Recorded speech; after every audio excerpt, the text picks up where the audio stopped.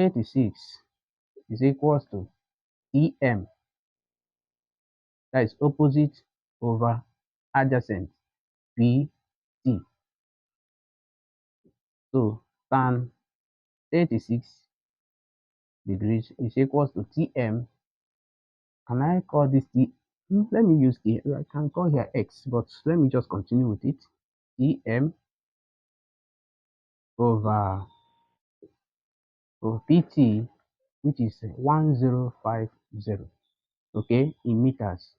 So do you realize that if I cross multiply,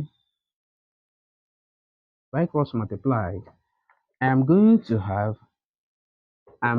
have this times this will give us TM equals to 1050 tan 36 degrees.